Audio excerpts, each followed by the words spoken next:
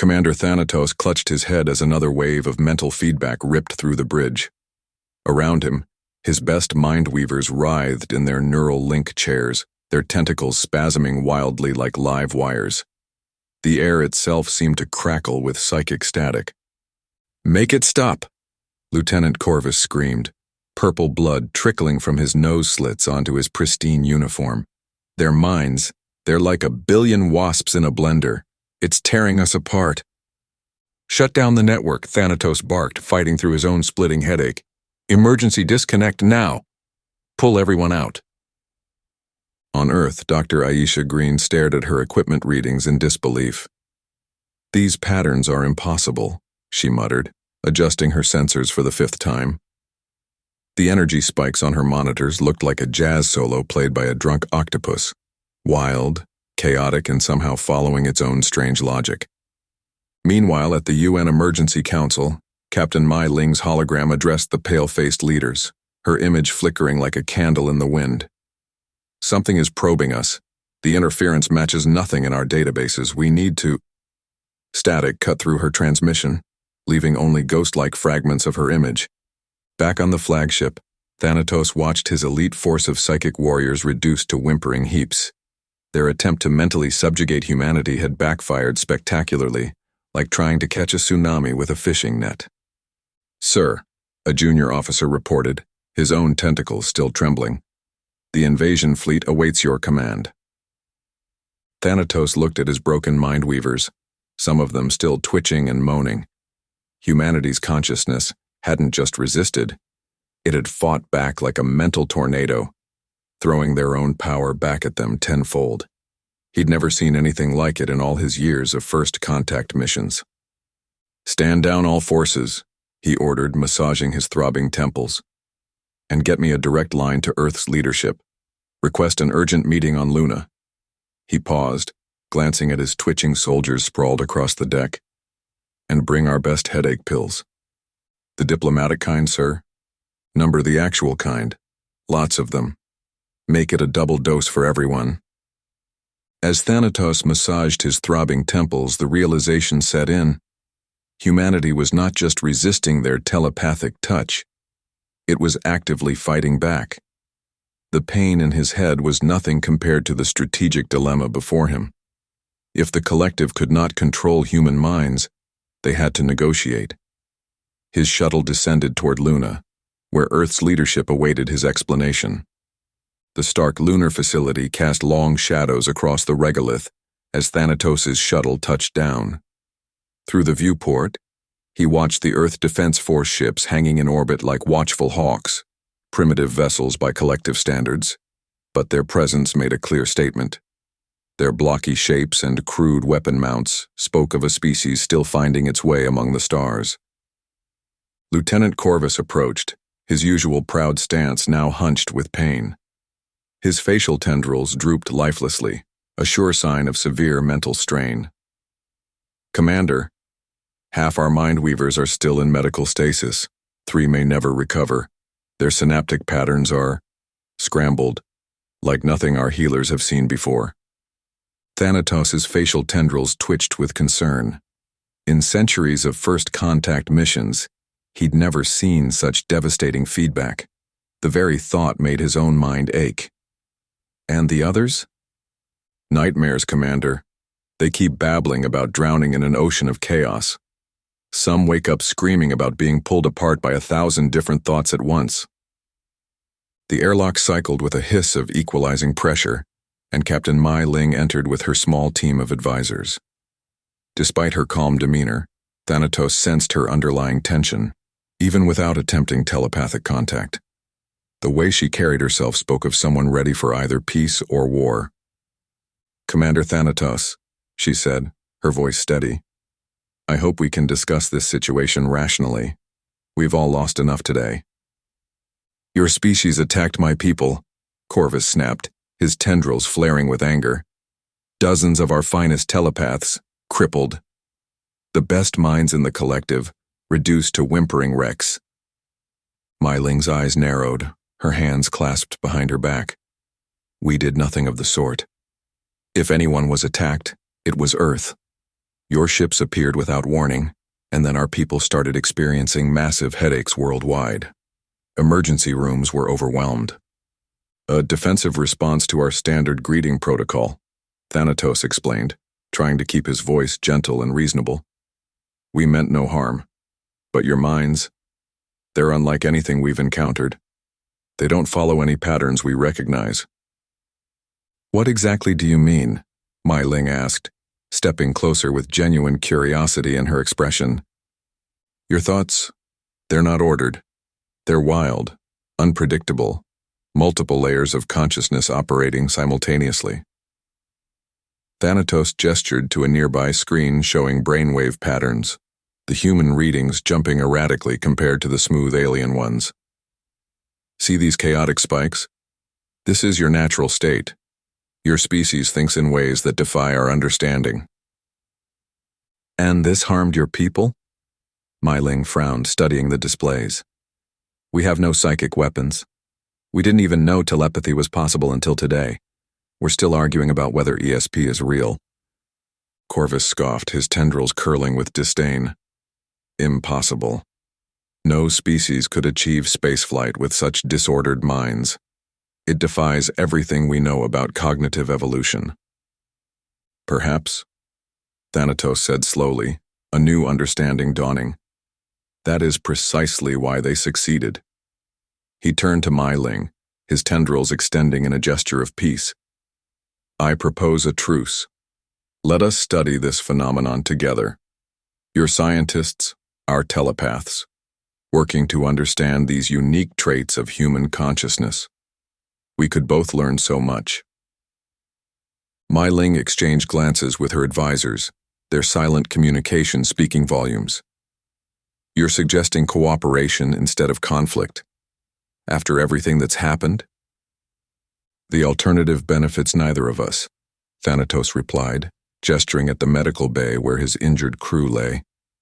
Your minds may be chaotic, but they clearly hold secrets worth understanding. Perhaps even secrets that could change how we view consciousness itself. Tension hung thick in the sterile lunar meeting chamber as Mai Ling and Thanatos exchanged cautious words. The possibility of cooperation rather than conquest was unprecedented, but the scars left on the Mindweavers demanded answers. As the uneasy truce formed, Earth's top scientists prepared for the greatest challenge yet, understanding the alien telepathic network that had nearly collapsed on contact with human consciousness. Dr. Aisha Green stared in wonder at the crystalline neural scanner, its alien architecture both beautiful and bewildering. The device hummed softly, casting rainbow patterns across the lab walls. This technology is incredible, she breathed, running her hand along its smooth surface. Commander Thanatos stood nearby, his tendrils moving in what she'd learned was a gesture of scientific curiosity. His iridescent skin shifted colors as he spoke. It maps consciousness itself. Yet when we tried to read human minds, he paused, choosing his words carefully. The feedback nearly destroyed our equipment. Let me show you something, Aisha said, pulling up her tablet with quick, eager movements. These are baseline readings from our EEG studies. She displayed a chaotic jumble of waves and patterns that danced across the screen. This is a normal human brain processing joy and sadness simultaneously. Lieutenant Corvus scoffed, his tendrils curling in disbelief. Impossible. No species can hold opposing emotional states. We do it all the time, Aisha explained, unable to hide her excitement. Watch. She connected herself to their scanner, thinking about her daughter's college graduation, pride and loss swirling together like mixed paint colors in her mind. The machine whined, its crystals flickering wildly with bursts of light. Corvus lunged forward, yanking cables free. You're destroying it. No, Thanatos said quietly, his eyes fixed on the readings scrolling past.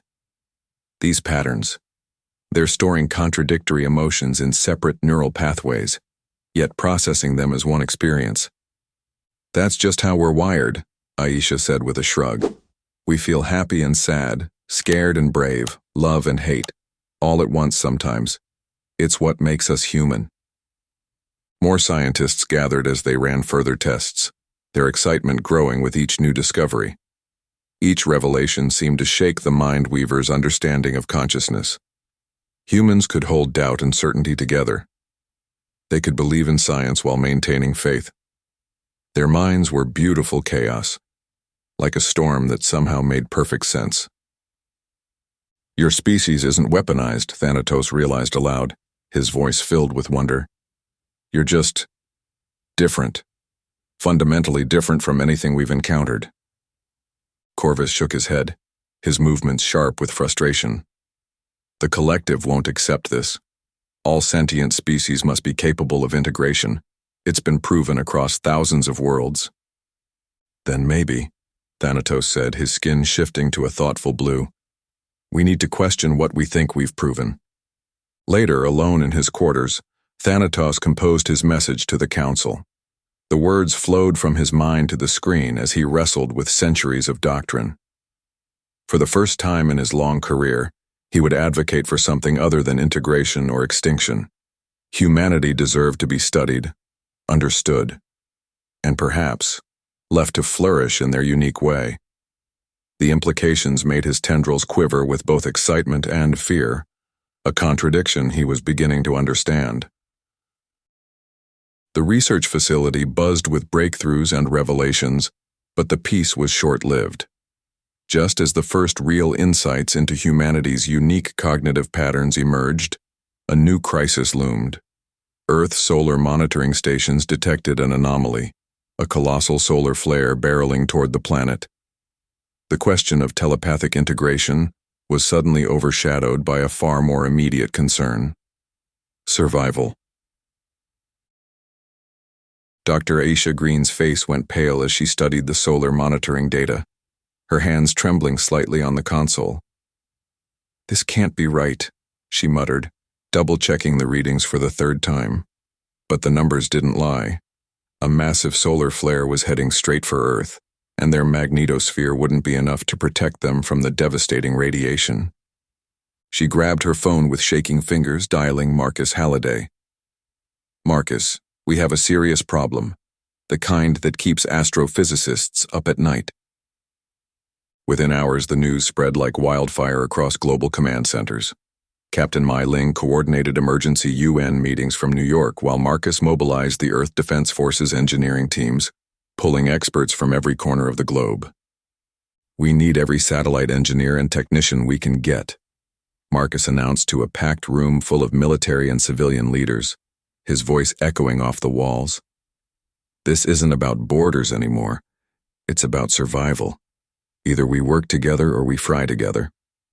Commander Thanatos observed the unfolding crisis with growing interest from his monitoring station. Humans, usually so divided by their petty squabbles, were suddenly working as one unified force. Chinese rocket facilities launched American components without hesitation. Russian scientists shared classified research with former enemies. Indian engineering teams collaborated seamlessly with Pakistani counterparts. Their chaos becomes ordered in crisis, he noted to his staff, his tendrils swaying with curiosity. Fascinating how they transform under pressure. Dr. Green approached Thanatos in his Luna laboratory, hope visible in her tired eyes. Commander, I know you have advanced shielding technology. We've seen it on your ships. Could it be modified to protect Earth from this? Thanatos's tendrils rippled thoughtfully as he considered the request. It would require special permission from the collective, but perhaps as a research opportunity to study human adaptation. The permission came through, though some humans remained deeply skeptical. How do we know this isn't a trap? Demanded several world leaders during an emergency broadcast. Because if they wanted to destroy us, they wouldn't need a trick to do it, Marcus pointed out bluntly, rolling his eyes. They could just sit back and watch the sun do it for them. Working around the clock in shifts, teams across Earth integrated Mindweaver shield harmonics into a network of hastily launched satellites. Aisha and Thanatos adapted alien tech to work with human systems, while Marcus coordinated the global deployment with military efficiency. A message arrived via subspace, marked with Admiral Nemesis's seal, But Thanatos set it aside without opening it. The human's remarkable cooperation demanded his full attention. This was unprecedented in his centuries of observation. As the final satellites moved into position, tension mounted in control rooms worldwide. The solar flare's deadly wavefront approached, its energy readings off the charts, threatening to overwhelm their defenses.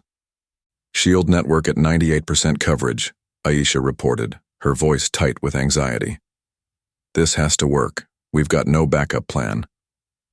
On Luna Base and across Earth, millions held their breath as the massive solar storm bore down on their world, its deadly radiation racing toward them at the speed of light.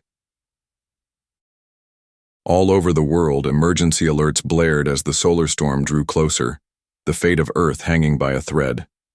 Satellites were being repositioned, experimental defenses were rushed into place, and the collective's shielding technology was humanity's last hope. As the flare struck, the hybrid defense systems activated, and everyone held their breath, waiting to see if they would withstand the cosmic storm.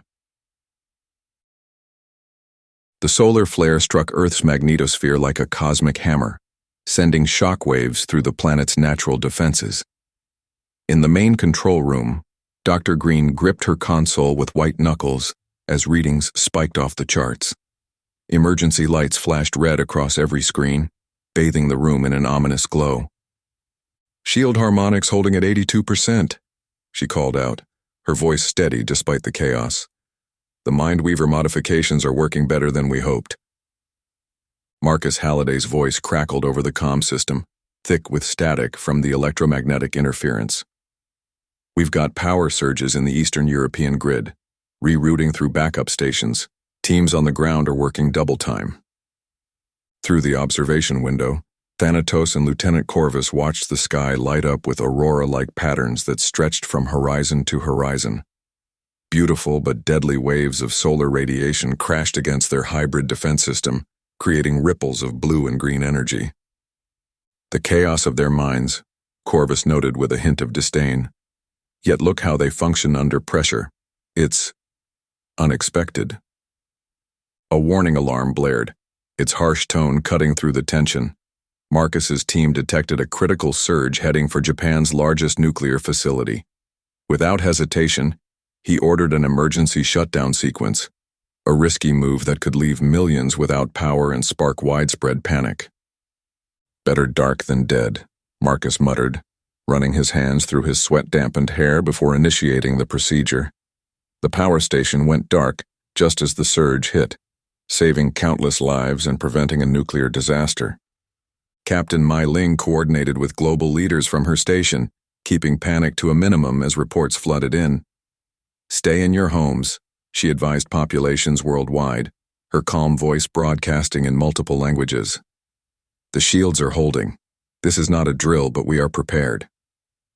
Hour by hour, the solar storm raged on, testing the limits of their defenses. In the control room, humans worked alongside Mindweavers, their differences forgotten in the face of survival. Thanatos observed their emotions flowing freely: fear, determination, hope. Yet somehow these contradictory feelings made them stronger rather than weaker. When the last wave passed, cheers erupted across every continent. People spilled into streets, hugging strangers and crying tears of joy. The death toll was minimal, mostly from indirect accidents and a few heart attacks. Their combined technology had worked better than anyone dared hope. "I've never seen anything like it," Thanatos admitted to Dr. Green, genuine wonder in his usually composed voice. "Your people's ability to unite despite their mental discord? It defies our understanding of consciousness itself." "That's what makes us human," she replied with a tired smile, dark circles under her eyes betraying her exhaustion. "We're at our best when things are at their worst. Always have been." Several collective scientists shook their heads, still disturbed by the apparent disorder of human consciousness. But Thanatos had seen something more, a species that turned chaos into strength, discord into harmony. The celebrations were in full swing when the message came through on all channels. A collective warship had entered the solar system, led by Admiral Nemesis herself. The news spread quickly. dampening the joyous mood like a cold wind through an open window. "So much for the after-party," Marcus said grimly, watching the ship's approach on long-range sensors. "Looks like we jumped from the frying pan straight into the fire." The last remnants of the solar storm faded, leaving Earth battered but intact. Cheers erupted across the globe, but the celebration was short-lived. A new alert flashed across every control screen. An unidentified warship had entered the system. Admiral Nemesis had arrived, and her ultimatum would soon bring the fragile truce between humans and Mindweavers to the brink of collapse. The massive dreadnought emerged from hyperspace with a flash of blue light, its dark hull blotting out the stars like an approaching storm cloud. Admiral Nemesis stood rigid on her command deck, her silver robes gleaming under the harsh lights as she watched tactical readouts scroll past. "Bring Commander Thanatos to me," she ordered, her voice cold and sharp as steel. "It's time to end this farce." Down on Earth, Marcus Halliday stared at the tactical displays showing the new vessel, his coffee cup frozen halfway to his mouth. "That thing's bigger than Manhattan," he muttered to Captain Mai Ling, "and I thought their other ships were bad."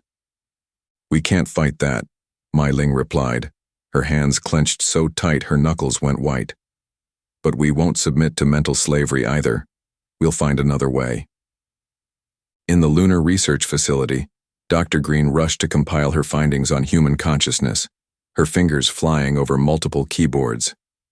If I could just show them the data, if they'd only look at the evidence. She transmitted her research to Nemesis's science officers, only to receive an immediate rejection that made her screen flash red. "These humans are too flawed to be integrated," came the terse response. "Their minds are an aberration. Further discussion is pointless." Aboard Nemesis's flagship, Thanatos stood before his superior officer, keeping his posture straight, despite the weight of disapproval pressing down on him. The bridge hummed with tension as other Mindweavers watched, their silver robes rustling as they shifted uncomfortably. "You've had ample time to resolve this situation," Nemesis said, her eyes boring into him. "Instead, you waste resources studying their primitive minds. Your reputation won't protect you forever." "With respect, Admiral," Thanatos replied, choosing his words carefully, "these humans are different. During the solar crisis, they demonstrated remarkable—" "Spare me your fascination with their chaos," Nemesis cut him off, waving a hand dismissively. "The Collective's doctrine is clear: integrate or exterminate. There is no third option. There has never been a third option." "Their minds may be unique, but their achievements are real," Thanatos pressed, taking a step forward. "They united globally to survive a stellar event that would have destroyed most civilizations. Even you must see the value in that." Nemesis rose from her command chair, her movements sharp with anger. "I've reviewed your reports. Their resistance to telepathic integration makes them dangerous. If they cannot join the collective consciousness, they must be eliminated. End of discussion." She turned to face Earth, visible through the massive viewport, a blue marble suspended in space. "They have one planetary cycle to submit to integration. After that, we begin planetary sterilization. Perhaps the next species will be more cooperative." The ultimatum was broadcast worldwide, overriding all communications channels. In command centers across Earth, screens lit up with Nemesis's message: 24 hours to comply or face extinction. The words hung in the air like a death sentence. Admiral Nemesis's chilling message left world leaders scrambling for solutions. With only 24 hours to decide, tensions ran high in every war room on Earth. While the military prepared for the worst, a desperate scientific breakthrough offered a glimmer of hope. Analyzing humanity's chaotic neural patterns might hold the key to turning the tide. But for this plan to work, someone had to risk everything to deliver the truth to the collective. The war room buzzed with frantic activity as Captain Mai Ling addressed the emergency council, her voice cutting through the nervous chatter. "We have less than 24 hours before Admiral Nemesis begins her attack. Every minute counts. Every second could mean the difference between survival and extinction. Marcus Halliday spread out a holographic map of Earth's defensive positions, his fingers dancing through the blue-tinted projections. Our weapons won't even scratch their shields. Might as well try to break a tank with a water balloon. But we might buy time by dispersing our forces across multiple locations, make them work for every inch. Time for what? Someone asked from the back of the room, voice tinged with desperation. For this. Dr. Aisha Green burst into the room, clutching a data tablet, her lab coat still smoking slightly from what looked like a minor explosion. I've been analyzing the neural feedback from our earlier encounters with the Mindweavers. Look at these patterns, they're not what anyone expected. She projected a chaotic web of neural activity onto the main screen, red lines pulsing like angry lightning. Human minds don't just resist telepathic integration, they actively harm the Mindweavers trying to connect. It's like trying to plug a power strip into itself. It creates a feedback loop that could permanently damage their neural networks. Our minds are basically EMP weapons against their telepathy. Mai Ling leaned forward, her eyes narrowing. Can you prove this? We can't afford maybes right now. I already have, but we need to get this information to someone who'll listen. She turned to Lieutenant Corvus, who had been quietly observing from the corner, his alien features impossible to read. Will you help us? You've seen how we think, how we live. Corvus shifted uncomfortably, his metallic skin reflecting the hologram's blue glow. Transmitting unauthorized data to the Council. That's treason. They'd strip my mind bare. It's the truth, Aisha insisted, stepping closer. And it might save both our species. Sometimes the right path isn't the easy one. While they debated, Mai Ling pulled Marcus aside into a shadowy corner. I've arranged a secret meeting with Commander Thanatos. Keep working on those evacuation plans, but let's hope we won't need them. I'm not ready to abandon Earth just yet. Hours later, in an abandoned lunar facility thick with dust and old memories, Mai Ling faced Thanatos. Your Admiral's ultimatum will lead to unnecessary deaths on both sides. We both know there's a better way.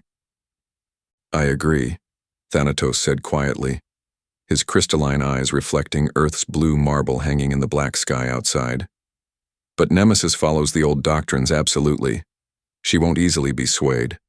She'd rather burn a world than admit a mistake. Then we must try something unprecedented. Mai Ling shared Aisha's findings, watching his alien features carefully. Thanatos studied the data, his expression growing troubled, mandibles twitching. This changes everything, but Nemesis won't accept it from me alone. She'll claim I've been contaminated by human thoughts. Back on Earth, Corvus paced in Aisha's lab, wearing a groove in the floor. If I do this, I can never return to the collective. I'll be alone. Cut off. Sometimes doing the right thing comes at a cost, Aisha said gently, placing a reassuring hand on his metallic shoulder. But you won't be alone. You'll have us. Corvus's hands trembled as they moved over the communication console, lights dancing beneath his translucent skin. With a deep breath, he began transmitting Aisha's research directly to the Collective Council, burning his bridges with each byte of data. It's done, he whispered, slumping slightly. Now we wait, and hope they're willing to listen to reason. As Corvus sent the data transmission to the Council, burning his bridges with the Collective, the Earth Defense Force finalized their contingency plans. No one knew how the Council would respond, and Nemesis was preparing for war.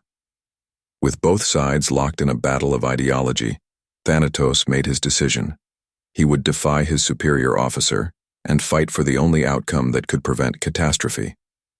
Admiral Nemesis's hologram loomed over Thanatos in his private quarters. You dare circumvent my authority?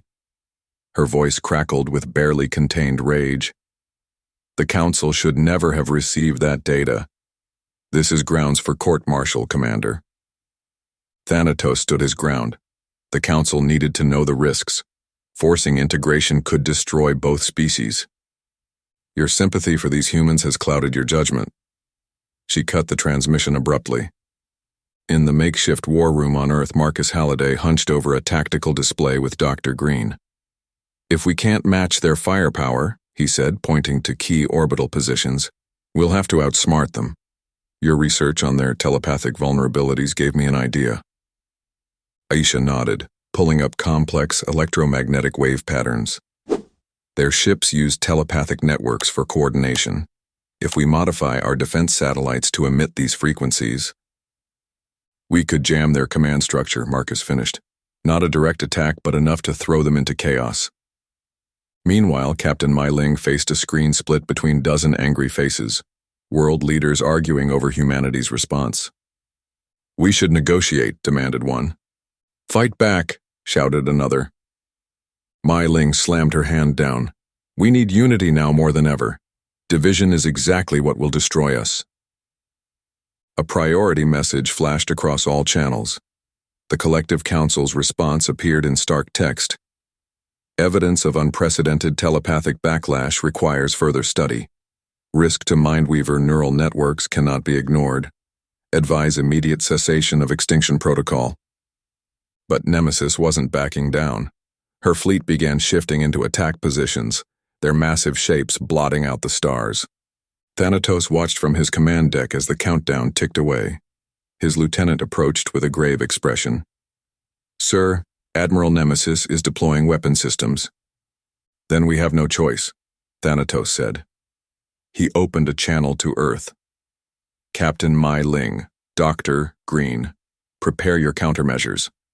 I'll do what I can to delay her from my end. The final minutes of the ultimatum slipped away. Around the planet, makeshift defense platforms hummed to life. Fighters scrambled from hidden bases, and in orbit, Nemesis's warships spread out in an ominous crescent, weapons charged and ready. 0 hour had arrived. Despite the Council's order to reconsider extermination, Admiral Nemesis was unmoved. Her fleet shifted into attack formations, and Earth's defenses braced for the inevitable. At that moment, Thanatos activated a desperate gambit, disrupting the Mindweaver network with chaotic human thought patterns. The first shots of the battle for Earth were fired, but the true war was about to take an unexpected turn. Admiral Nemesis's warships lit up the night sky with devastating energy beams. The first volley tore through Earth's communication satellites like paper. Emergency alerts blared across every screen in the command center. Multiple satellites down, Marcus shouted, his fingers flying over the control panel. We're losing contact with the Asian defense grid. But Marcus had planned for this. He pressed a button, and hundreds of small drones shot out from hidden orbital platforms.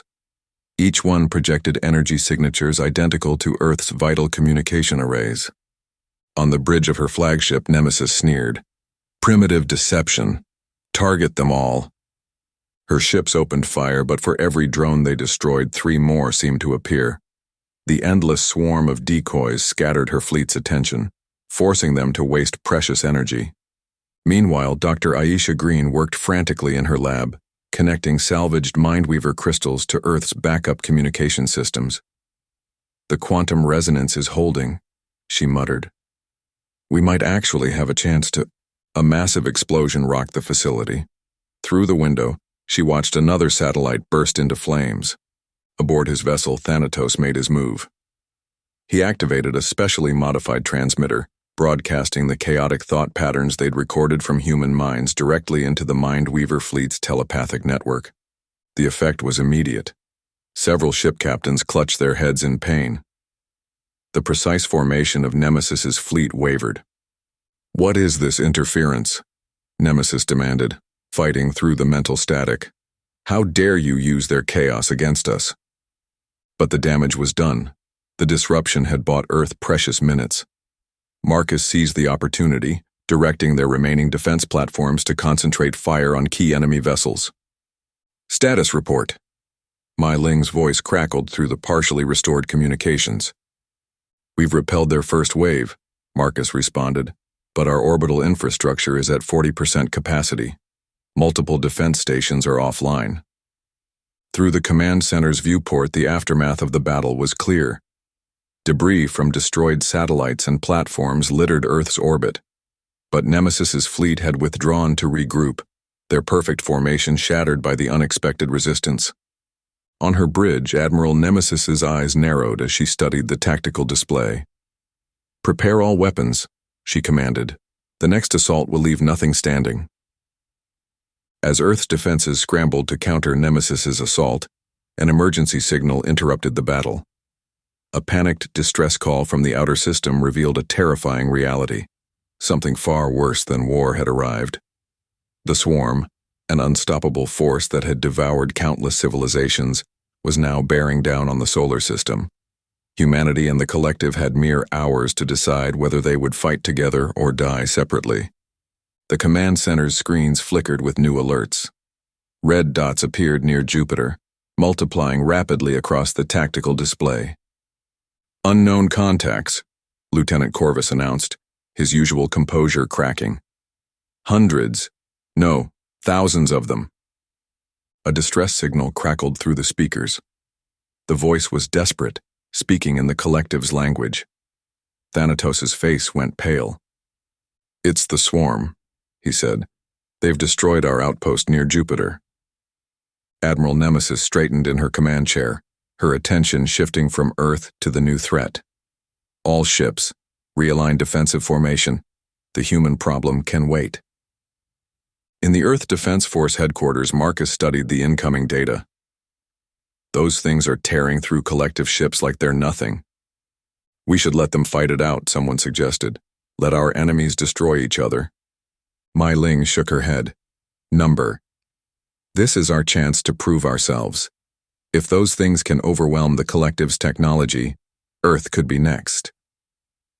Dr. Aisha Green pointed to her readings. "The swarm's adapting to their telepathic attacks. Each wave gets stronger."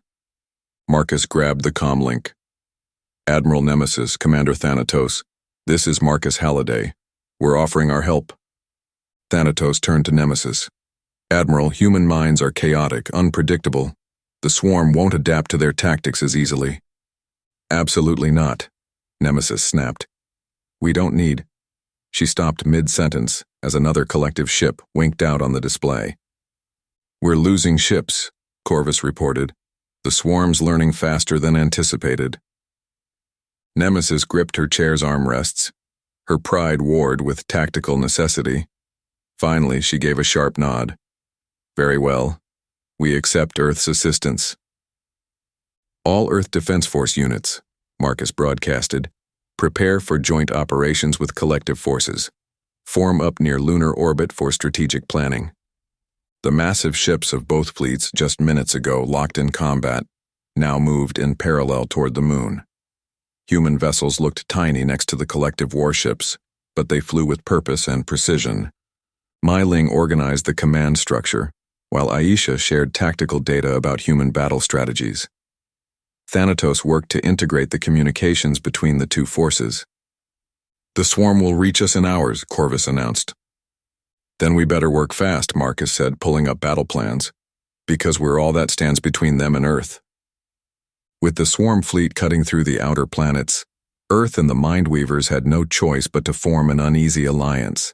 Ships realigned, strategies were rewritten, and for the first time, human and collective officers stood side by side. As the battle plans took shape, the question lingered. Could two species on the verge of war truly unite in time to stop an even greater enemy? The Luna Command Center hummed with tension as humans and Mindweavers gathered around the holographic display. Admiral Nemesis's face twisted with barely concealed distaste. "The swarm uses a hybrid consciousness," she explained, her words clipped.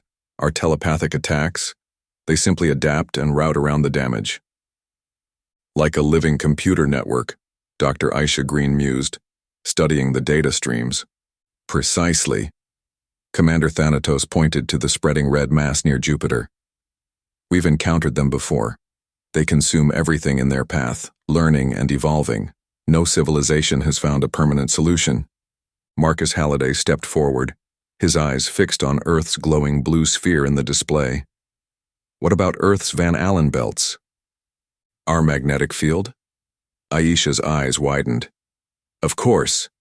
We could use them as a natural amplifier for electromagnetic pulses." Primitive weapons? Admiral Nemesis scoffed. With respect, Admiral, Marcus said, humans have studied magnetospheric phenomena for centuries. We understand how to manipulate these fields in ways your people never considered. Thanatos turned to his superior. They recently demonstrated this expertise during the solar flare crisis. In the adjacent lab, Aisha worked alongside collective engineers, examining the modified nuclear warheads. Her hands shook slightly as she reviewed the calculations. The EMPs have to be precisely timed, she explained. One mistake, and we could irradiate half the planet. Captain Mai Ling watched Admiral Nemesis carefully. The Mindweaver commander stood rigid, her internal struggle visible in every movement as she examined the human battle plans. To think we must resort to such crude methods, Nemesis muttered. Sometimes the crude solution is the right one, Marcus replied evenly. The Van Allen belts will amplify our EMPs 100-fold. We can trap the swarm in a kill zone they won't expect. Nemesis finally nodded, her expression stern. Very well.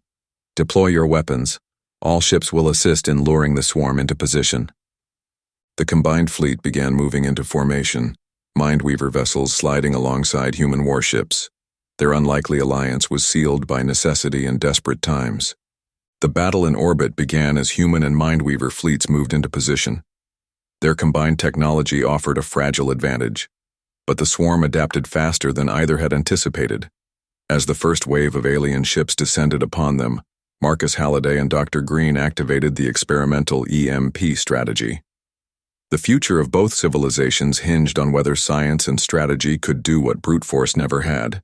The combined fleet hung in the darkness of space, a mix of sleek Mindweaver vessels and Earth's more utilitarian warships. Through the bridge viewport of his command ship, Marcus watched the approaching swarm, a writhing mass of biomechanical horrors that blotted out the stars. All ships in position, Lieutenant Corvus reported. The magnetic field generators are at full power. Marcus nodded, his hand hovering over the launch controls. Remember, timing is everything. We only get one shot at this. On the main viewer, Dr. Green's face appeared. The Van Allen belts are properly aligned. Ready when you are, Marcus. Admiral Nemesis cut in, her voice sharp. This plan is madness. You risk destroying Earth's magnetic field entirely. Better than letting the swarm consume us all, Marcus replied calmly. He watched the enemy ships enter the optimal position and pressed the launch button. Nuclear devices away. Multiple warheads streaked toward carefully calculated points in Earth's magnetic field. The swarm ships, sensing the threat, tried to evade, but they were already caught in the trap. The nuclear detonations came in perfect sequence. Massive electromagnetic pulses, amplified and focused by Earth's magnetic field, washed over the swarm fleet. Their ships jerked and spasmed as the mechanical components failed. It's working, Aisha exclaimed. The organic components are intact, but their tech is completely disabled. Commander Thanatos leaned forward, studying the readings. Fascinating. The biological portions are still viable. We could potentially communicate with them, understand them. In all our centuries fighting the swarm, we never considered. This is reckless, Admiral Nemesis slammed her fist on her command console. We should destroy them while they're helpless. But the results were undeniable. The mighty swarm fleet drifted powerless, their mechanical systems fried while their organic cores remained alive. For the first time in known history, the unstoppable enemy had been stopped, without wholesale slaughter. Nemesis stared at the disabled swarm ships, her expression shifting from anger to reluctant appreciation. After a long moment, she opened a channel to Marcus's vessel and gave a slight nod, the closest thing to respect she had shown since arriving in Earth system. The battle was over. In the sudden quiet of space, humans and Mindweavers alike watched their former enemies drift harmlessly in the void, wondering what would come next. The moment the EMP detonated, the battlefield fell eerily silent. The swarm fleet, once an unstoppable force, now drifted powerless, its terrifying biological components still intact but cut off from their hive consciousness. For the first time in recorded history, The swarm had been stopped without annihilation. But this victory raised new questions. Was the enemy truly defeated, or had they just been given a second chance? Marcus watched through the viewport as Earth rescue shuttles approached the dormant swarm vessels, their spotlights piercing the darkness of space. Debris from the battle drifted by like metallic snow. "This is madness," Admiral Nemesis said, her voice sharp with disapproval. "Those creatures have destroyed countless civilizations. They deserve no mercy." Dr. Aisha Green looked up from her tablet, where life sign readings flickered across the screen. "We're picking up organic signatures. They're alive in there, just disconnected." "All the more reason to finish them now," Nemesis insisted, turning to Thanatos. "Commander, surely you see the danger?" Thanatos stood silent for a moment, watching the rescue operation unfold. In all our centuries fighting the swarm, we never considered rehabilitation. Perhaps that was our mistake. "The collective has protocols," Nemesis began, but was cut off by a sudden burst of light. A holographic projection filled the bridge, the collective council's envoy, their form shimmering with barely contained agitation. "Commander Thanatos, explain yourself. Your reports suggest radical departures from established doctrine." Marcus stepped forward. "With respect, those radical departures just helped us stop the unstoppable. Maybe it's time for new approaches." The envoy's attention shifted. "The human speaks out of turn." "The human," Myling said as she entered the bridge, "is the reason we're all still here to have this conversation." Aisha's tablet beeped. "First shuttle reports successful containment of swarm survivors. They're being moved to the quarantine facility." "This is unprecedented," the envoy declared. "Commander Thanatos, you will present yourself to the Council immediately. Your findings regarding humanity require thorough examination." Thanatos straightened. "I will present the truth of what I've witnessed. These humans," Nemesis interrupted, "are chaos incarnate. They defy every principle we've established." "Maybe that's exactly why they're valuable," Thanatos replied quietly. The envoy's hologram flickered. "You will report to the council chamber. This situation must be resolved." As the hologram faded, tension hung heavy in the air. Marcus looked at the rescue shuttles still working among the debris field. "Some of my officers think this whole alliance is a mistake, that we're just buying time before you try to integrate or destroy us anyway." "Can you blame them?" Myling asked. "Trust works both ways."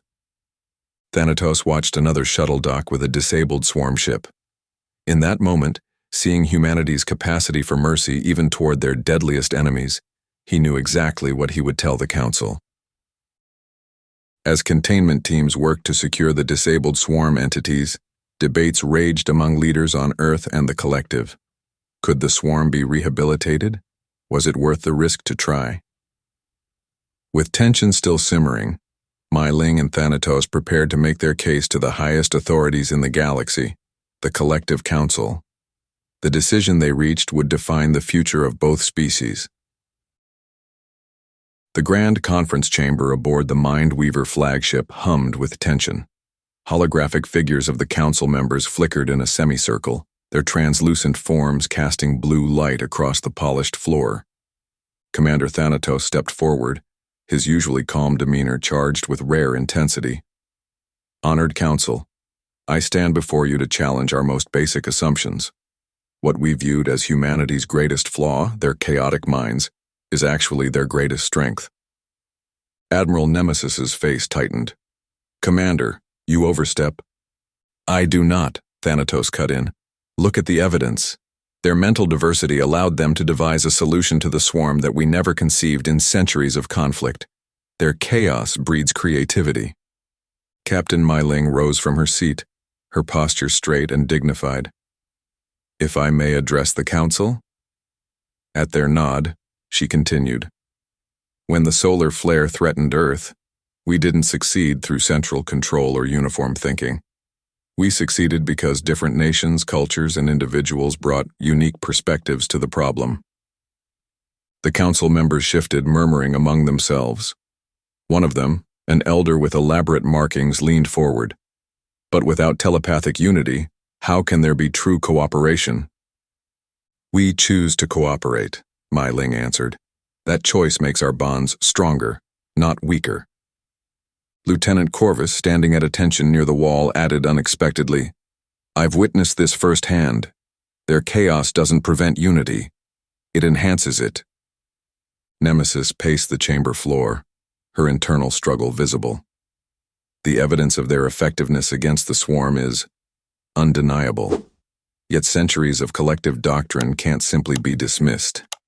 Perhaps, one council member suggested, doctrine can evolve. This requires further study, another council figure declared. Admiral Nemesis, you will continue to observe and document human capabilities. The extinction protocol is suspended pending further evidence. The tension in the room eased slightly, though uncertainty hung in the air like a thin mist. Humanity had earned a chance, but only a chance, to prove its worth to the collective. The council chambers buzzed with uncertainty as the fate of Earth and the swarm hung in the balance.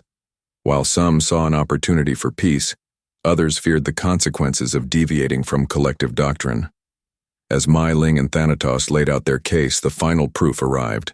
A captured swarm entity had spoken.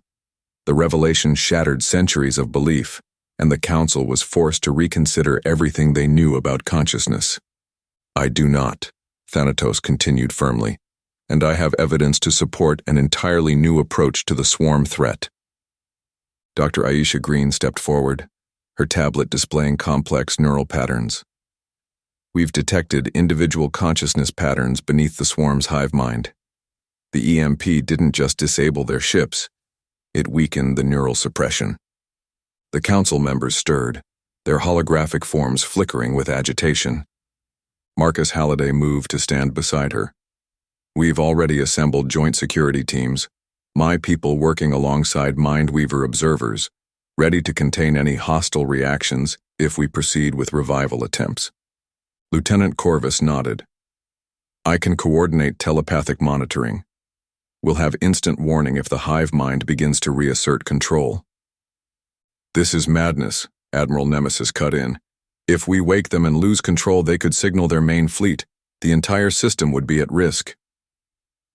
We've already seen promising results, Aisha countered.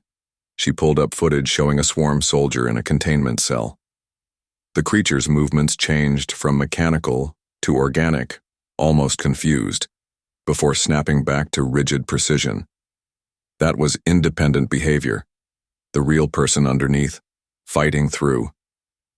And if we fail, Nemesis demanded, if they break free and reconnect? Then we still have our EMP defenses, Marcus said, but this could be our chance to understand them, maybe even help them. Thanatos studied the neural readings. The risk is significant, but the potential reward. He turned to the council. We could end centuries of conflict, not through destruction, but through liberation.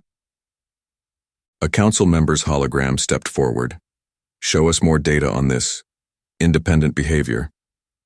Aisha quickly brought up additional scans. Here and here. Distinct brainwave patterns, unique to each individual. The hive suppresses them, but they're still there. I've stationed guards at every containment cell, Marcus added. Mixed teams, human and Mindweaver. Any sign of trouble, we shut it down fast. Corvus's telepathic scan results appeared on the main display. The hive connection is weakened but intact. We have a narrow window to act. Nemesis paced, her internal struggle visible. And you truly believe you can save them? Not all, Aisha admitted, but some. Maybe enough to understand how to help others. The council members conferred silently through their telepathic link. Finally, the lead speaker nodded. You may proceed with the rehabilitation attempt, but with extreme caution. Thank you, Aisha said, already pulling up more detailed neural maps. We'll start with the specimens showing the strongest individual patterns. With the council's reluctant approval, The first rehabilitation trials began. Dr. Green and her team worked tirelessly in the lunar lab, testing ways to sever the swarm's dependence on the hive mind. Success seemed impossible, until, against all odds, one of the creatures spoke. Its halting words sent shockwaves through the scientific community. The swarm were not mindless monsters, after all. In the sterile confines of the lunar lab, Dr. Aisha Green stood before a reinforced observation chamber. Inside, a swarm entity, its metallic components now dormant, shifted with increasingly natural movements. "We need concrete results," Admiral Nemesis said, her voice tight with barely contained skepticism. "The Council grows impatient." Aisha adjusted several monitoring devices. "Watch closely. This is Subject 7, the most responsive so far." She activated a neural dampening field that further weakened the hive mind's lingering influence. The creature inside the chamber stopped its mechanical pacing, its head tilted, examining its surroundings with what appeared to be genuine curiosity. "Remarkable," Thanatos murmured. "The rigid behavioral patterns are dissolving." Marcus Halliday monitored security feeds from multiple angles. No signs of aggressive response. Vital signs steady but more individualized than before. "It's not enough," Nemesis insisted. "We need proof it can—" The creature approached the transparent barrier, pressing one hand against it. Its multiple eyes focused on the observers with an intensity that made several mindweavers step back. "Help me." The words came out rough, barely formed but unmistakable. Captain Mai Ling gripped the edge of a console. "Did it just—" "The neural pathways are realigning," Aisha explained, excitement bleeding through her professional demeanor. "Without the hive's suppression, original personality fragments are surfacing." "Thank you for—" "Release." The creature struggled with each word, but the meaning was clear. The lab fell silent. Even Admiral Nemesis stood speechless, her earlier certainty visibly shaken. "We're converting the old mining facility on Luna's far side," Marcus said into the quiet. "Triple containment, constant monitoring, a safe space for rehabilitation." "The public won't accept this," Mai Ling warned. "There are already protests demanding we destroy all swarm specimens." "They're not specimens," Aisha countered. "They're victims. The hive mind didn't just control them, it buried who they were." The creature nodded slowly as if understanding. It made a gesture that looked almost like a bow. Nemesis approached the barrier, studying the being that had once been part of humanity's greatest threat. "In all our centuries fighting the swarm, we never considered—" She turned to Thanatos. "Perhaps there are more things in the universe that deserve reconsideration than just human minds." News of the swarm's potential sentience spread quickly, igniting fierce debates across both human and collective societies. Some called for their immediate extermination, while others saw a chance to end centuries of war. As the council deliberated, Nemesis faced a choice: cling to tradition or embrace the impossible. Meanwhile, Thanatos prepared for the greatest battle of his career, not against an enemy, but against an outdated ideology. The emergency council session materialized in shimmering holograms aboard the flagship.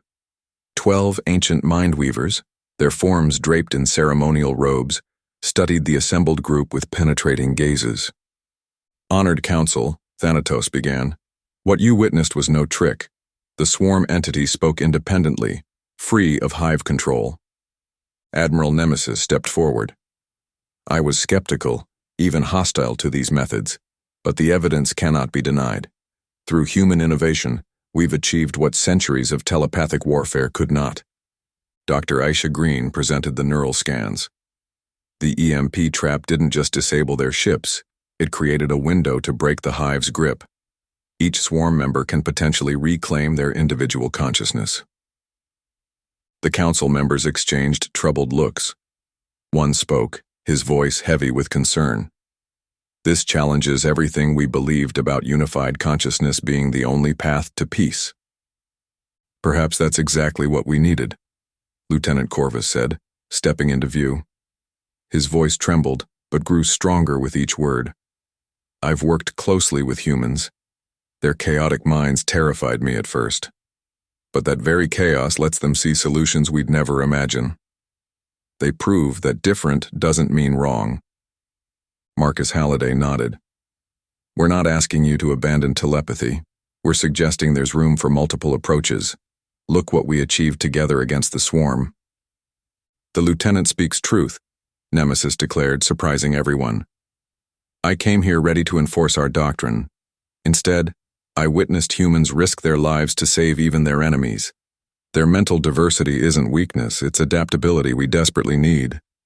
Captain Mai Ling addressed the council directly. We offer partnership, not submission. Together, we can forge something greater than either of us could alone. The council chambers hummed with telepathic exchanges. Finally, the head counselor raised his hands for silence. A vote is called, he announced. We must decide. Do we maintain our doctrine of mandatory telepathic integration, or do we embrace a new era, allowing for diversity of consciousness across the galaxy? The council members began to signal their choices, one by one, their decisions glowing in the air before them. With the council's final vote, history was rewritten. The collective's long-held doctrine of forced integration was abandoned, and humanity was recognized as an equal ally, not an aberration to be conquered. As plans for cooperation unfolded, the swarm's rehabilitation became the next great challenge. In the silence of space, a new era began, one forged not through domination, but through understanding. The council's vote rippled through the holographic chamber like a wave. 8 lights glowed green, 4 red. The ancient protocol was suspended. Motion carries, the chief elder announced. The integration mandate ends today. Mai Ling let out a breath she didn't know she'd been holding. Next to her, Marcus's shoulders relaxed slightly, though his hand still rested near his sidearm. We recognize Earth as a sovereign ally, the elder continued. Their unique mental architecture will be preserved. Thanatos turned to Admiral Nemesis, who gave a slight nod. She stepped forward, her voice clear and firm. I propose an immediate joint task force. There are other swarm fleets out there. With human ingenuity and our resources combined, we can find them, save them. Agreed, Marcus said. We'll need specialized EMP equipment on all ships. Dr. Green's team can start the modifications immediately. The freed swarm entity, safely contained in a specialized chamber, moved closer to the observation window. Its voice came through the translator, halting but distinct. Others, like me. Trapped. Humans freed. My mind. Can free. Others. Aisha approached the chamber, datapad in hand. With proper funding and support, we can refine the rehabilitation process, make it safer, more efficient. The collective will provide whatever resources you require, one of the council members declared. Your research opens possibilities we never imagined. Lieutenant Corvus, monitoring the swarm entity's neural patterns, reported, stability holding at 94%. This is really working. Mai Ling stepped up to address the council. We propose establishing a permanent cultural exchange program. There's so much both our peoples can learn from each other. Indeed, Thanatos agreed. Perhaps the greatest lesson is that difference need not mean discord. The chief elder raised his hand for attention. Let it be recorded. The collective enters a new age, one of partnership rather than assimilation. May we all be wiser for it. The council's holograms flickered and faded, leaving the chamber in momentary silence. The weight of history, and the promise of the future, hung in the air between humans and mind-weavers alike. If you enjoyed the story of Jonathan, I handpicked this next story that you will enjoy. Please don't miss this one. Click here to watch it.